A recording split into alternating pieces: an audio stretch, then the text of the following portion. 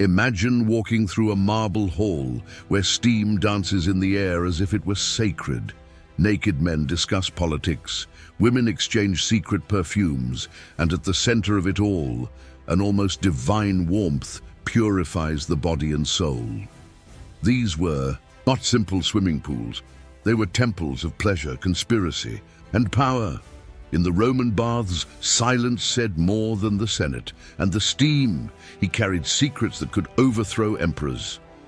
Today, you will find out what really happened inside. Prepare to enter where few have dared to tell the truth. What was behind the steam? It will surprise you. Entering the Roman baths was like entering a temple of body and mind. The baths were not only for cleansing the skin, but for purifying the spirit, socializing, and even doing business. The baths were centers of conviviality where citizens of all classes met, sharing not only vapors and waters, but ideas, politics, and even gossip. It was common to see senators and commoners side by side, sharing the same heated environment. The Romans believed that bathing strengthened the soul, cleansed the city's impurities, and revitalized the mind. More than a hygiene practice, bathing was almost a sacred ritual of Roman urban life. Anyone who stopped attending the baths was seen as someone who rejected civilization itself. It was there, between steam and silence, that everyday Rome revealed its most intimate secrets. The grandeur of a Roman city could be measured by the sophistication of its baths. The larger and more ornate, the more powerful the city was. And the same was true for citizens. Attending luxurious baths was a symbol of prestige. There were popular baths, but the real powerful had access to the so-called private baths, or the reserved times in the public ones, when the elite enjoyed the space without the presence of the crowd. The clothes used, the perfumes taken, and even the slaves who accompanied the owners showed their social level. In some cases, the baths were the scene of displays of power. Poets recited verses, philosophers gave speeches, and politicians sought support. A good Roman didn't just need to be clean, he needed to appear influential, and the hot springs were the perfect setting for that. If this detail impressed you, imagine what is yet to come. You've just discovered that even the bath in Rome was a declaration of power, and here on the channel, each video is a journey back in time straight to the heart of the empire. If you value rare knowledge, hidden stories, and truths that books don't tell, this is the place to be. Leave the like right now. This shows YouTube that you want more content like this. Subscribe to the channel and activate the bell, because the next episodes will take you inside the secret halls of Rome, where luxury hid intrigues and steam hid truths. Here, the story is not told, it is revived. You are inside the empire, and the empire never stops. You won't believe the complexity behind a Roman bath. The construction of the baths involved aqueducts, underground furnaces, and heating systems called hypocaustum, which distributed heat under the floor and through the walls. It was a masterpiece of engineering. The water came from far away, traveling for miles to reach the tanks. It was filtered, heated, and redirected to different sectors: frigidarium, cold; tepidarium, warm; caldarium, hot; and sudatorium, sauna. Each environment required specific temperature and humidity. Everything was calculated with millimetric precision. Even ventilation was controlled to ensure comfort.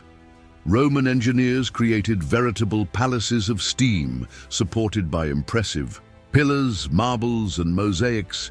It was the luxury of efficiency. The simple act of taking a shower was transformed into a carefully designed sensory experience. The frigidarium, the refreshing shock, that renewing. After traversing the hot environments and sweat of saunas, the Roman body longed for the invigorating shock of the frigidarium. It was there that the pores closed, the mind awakened, and the body felt reborn. The icy pools were in the center or at the exit of the hot springs and had the role of finishing the cleaning and strengthening cycle. But it wasn't just for the freshness. The cold shower also had a medical function. Doctors at the time recommended it for muscle pain, tiredness, and even melancholic states. The cold water cut off the excess heat and restored balance to the body. Many Romans were in absolute silence inside the frigidarium, as if in a trance. Others screamed for the impact. It was more than a bath. It was a ritual of a new beginning. Entering the caldarium was like entering the very womb of the earth. The steam was thick, almost palpable. The hot, scalding water. But the Romans loved it. It was there that the body got rid of toxins, sweat flowed freely, and the feeling of relief took over. The environment was heated by underground furnaces which raised the temperature to intense levels. On the ceiling, condensation fell in hot droplets, and on the walls the sound of steam echoed. Many used aromatic oils and essences on their bodies before entering. Others took the opportunity to talk, discuss politics, or just relax. The caldarium was the heart of the baths, hot, pulsating, and full of life. Some Romans even believed that it was there that the body purified itself to receive blessings from the gods. Neither cold nor too hot. The tepidarium was the space of balance, the portal between the scorching heat of the caldarium and the biting coldness of the frigidarium. With a warm temperature, gently warmed by the hypocostum system, this environment prepared the body for the intense heat and brought it back to calm. The Romans used tepidarium to talk, rest, or mentally prepare for the next steps. The walls were often covered with dazzling mosaics, and the room was scented with incense and essential oils. For many, this was the true place of socialization. Deals were closed, poetry was recited, and political alliances were whispered in the steam. Time seemed to slow down there. It was a moment of pause between two extremes, where the soul breathed and the body reconnected with itself before being tested again. The bath was only part of the experience. Next to the pools and steam rooms, there were spaces for anointing and massage. Before entering the warm waters, the Romans applied perfumed oils to the skin, a mixture of olive oil and aromatic herbs. Then, with the help of a curved instrument called a strigil, these oils were scraped off, along with the dirt and sweat. This promoted a complete exfoliation. Specialized slaves performed therapeutic massages that promised to relieve pain, strengthen muscles, and even balance the body's humors. It was a complete treatment, physical and emotional. For the Romans, taking care of the skin was an act of respect for one's own body, and leaving the baths with clean, fragrant, and hydrated skin was a symbol of nobility. The luxury of Rome was in his skin, and the Roman spa was a reflection of this mentality. The baths were not always mixed.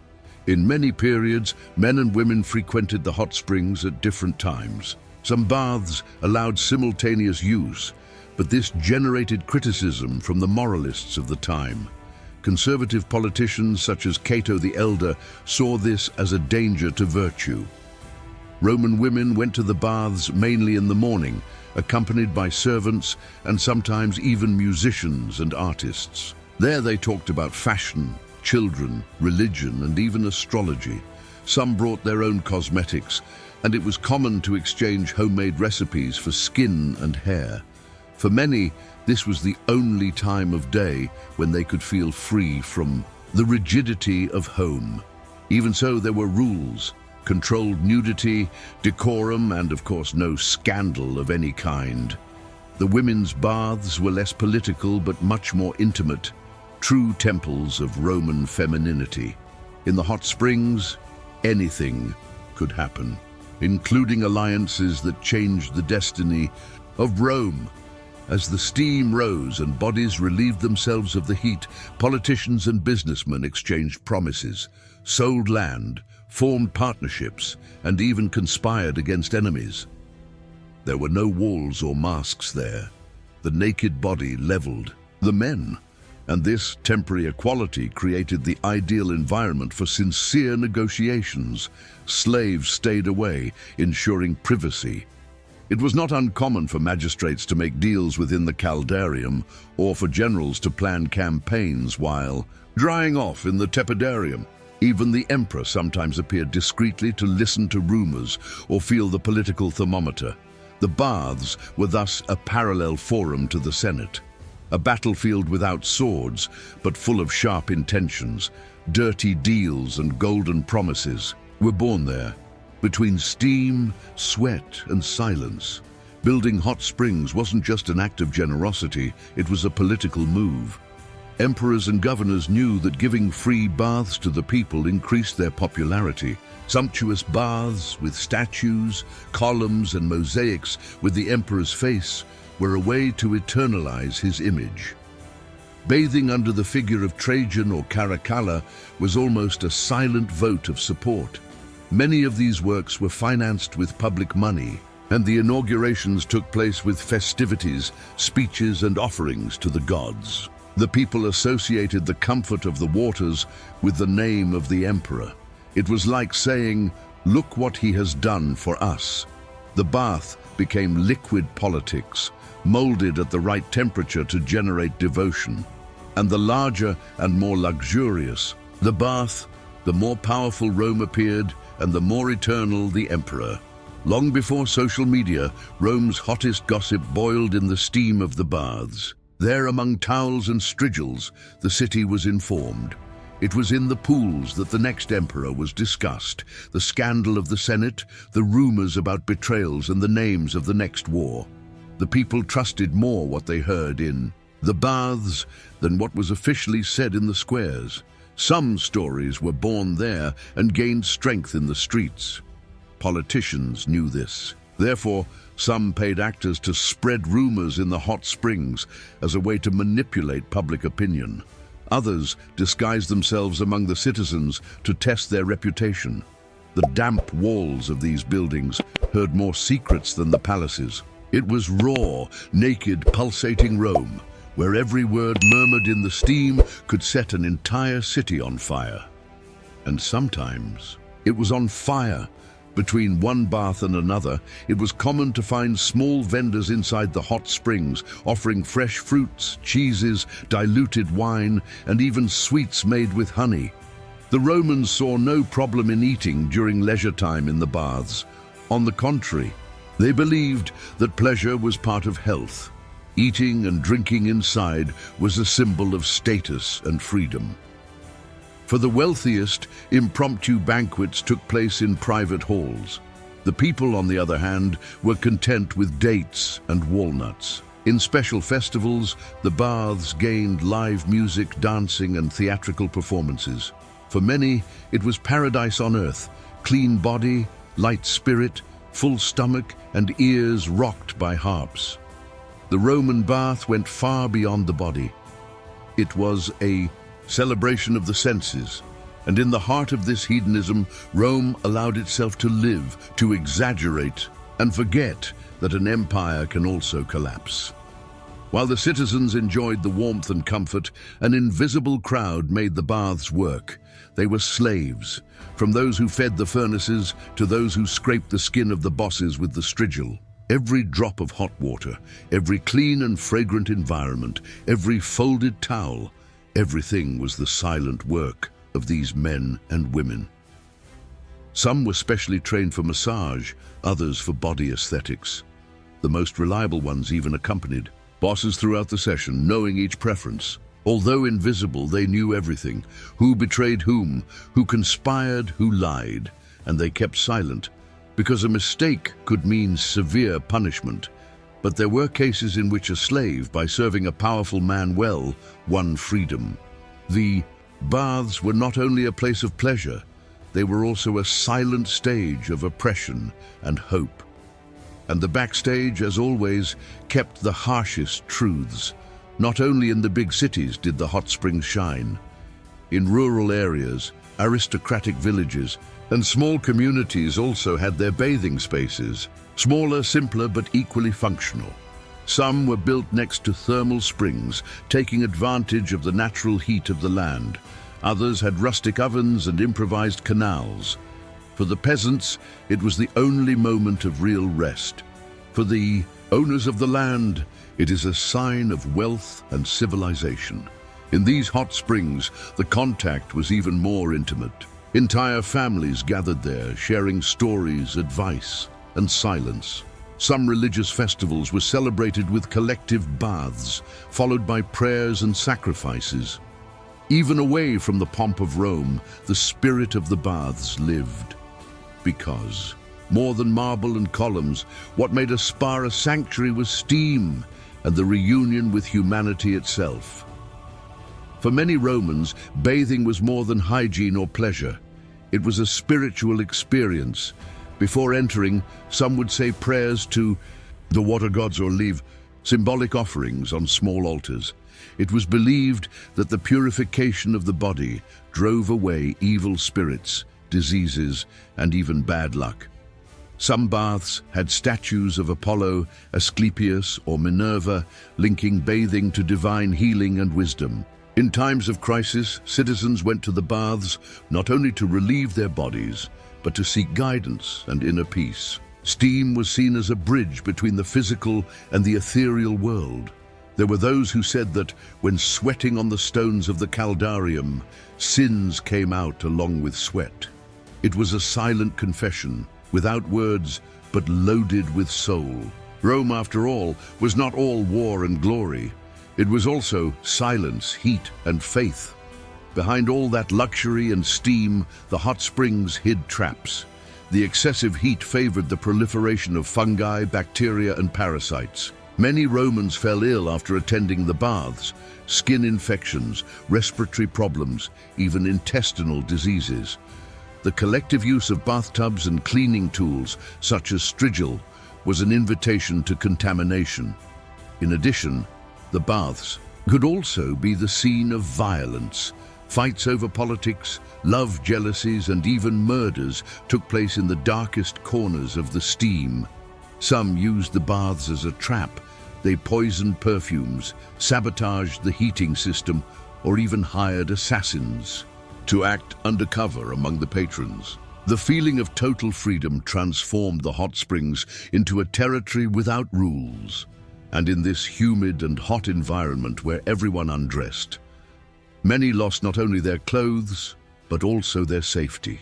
Rome was great and also extremely dangerous. Upon entering a Roman bath, the visual impact was immediate. Immense columns, gleaming white marble, colorful mosaics with mythological scenes, fountains in the shape of nymphs and gods. The ceilings were high, vaults echoed every step. Light poured in through strategically placed skylights, creating a play of shadows that seemed almost divine. But beyond aesthetics, there was genius. The flow of heat and water was designed to guide the user through a sensory journey, from cold reception to the ecstasy of heat. There were changing rooms, apoditarium, rest spaces, libraries, attached gardens, all connected by wide corridors decorated with sculptures. Roman architects didn't just design buildings, they created experiences. Every detail said something about the empire, strength, order, culture, dominion of nature. It was as if, as you walked there, the citizen was reminded, you are part of the eternal Rome. That's it. It was a privilege. Some hot springs have become so grandiose that they still impress today. The baths of Caracalla, for example, covered more than 11 hectares and could host more than 2,500 people at the same time. They were decorated with statues of heroes, mosaics, with gods and marbles from all over the empire. The baths of Diocletian were even larger, almost a city within a city. They had libraries, reading rooms, courtyards with fruit trees, and even meeting rooms. These monuments were not just for bathing. They were demonstrations of power. They were built with the aim of eternalizing the name of the emperors. Visiting these baths was like entering a palace without having to be noble. the people loved. The poets sang, the architects surpassed themselves. Time itself seems to have surrendered to the grandeur of these constructions. And even in ruins, they still speak, they still teach, they still leave us in silence. With the rise of Christianity, the baths began to lose their symbolic force. Many Christian leaders viewed public baths with suspicion. The nudity, worldly pleasures, and pagan gods that decorated the walls clashed with the new values of modesty and purity. Gradually, the spaces began to be abandoned or converted. Some baths became churches, others were looted. The water stopped flowing. The steam stopped. Where there was once laughter and conversation, there is now silence and ruin. Bathing, which was once a symbol of civilization, has come to be associated with sin. Spiritual Rome has replaced sensual Rome. The body, once exalted, began to be repressed, and so the great temples of hygiene and pleasure collapsed. First in the spirit, then in the stone. It was the end of an era and the birth of another. Colder, more austere, farther from the hot springs. Even millennia later, the echo of the Roman baths still lives on. Modern spas, wellness centers, thermal baths all over the world, all have roots in Rome. The idea that taking care of the body is also taking care of the mind, that bathing can be a ritual of renewal, that warm silence heals. All of this was born there. Many tourists visit the ruins of the hot springs and still feel something in the air, the weight of history, the warmth of past glory. Architects are inspired by the structures, doctors study the methods, artists recreate the mosaics, and even without water, without steam and without voices, the hot springs continue to teach, because Rome knew an empire is not sustained only with swords, but with what gives meaning to everyday life.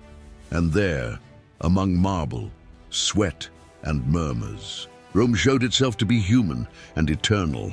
After all, the Roman baths were not just constructions of stone and steam. They were mirrors of the soul of an empire.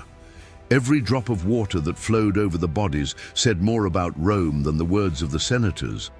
Inside, men stripped off the armor of everyday life and revealed themselves to be human, fragile, vain, ambitious, spiritual. It was in that dense heat, between imposing columns and sacred mosaics, that Rome breathed its true essence. An empire that knew how to war, but also knew how to rest, who cultivated the brutality of the arena, but also the delicacy of a perfumed oil on the skin. Today, as we look at the silent ruins of the baths, we understand that Rome did not fall only with swords, but with the end of its rituals. And perhaps deep down, each bath was a desperate attempt to purify not only the body, but the soul of an entire civilization on the verge of collapse. Rome is not dead. She still breathes in the vapor of memory. If this dive into ancient Rome surprised you, imagine what's to come. Here you don't watch history. You feel, live, and discover what the books don't tell. So reciprocate this content by leaving the like now, subscribe to the channel, and activate the bell. Only then will YouTube show you the next secrets to come. And believe me, you'll want to be here when they're revealed.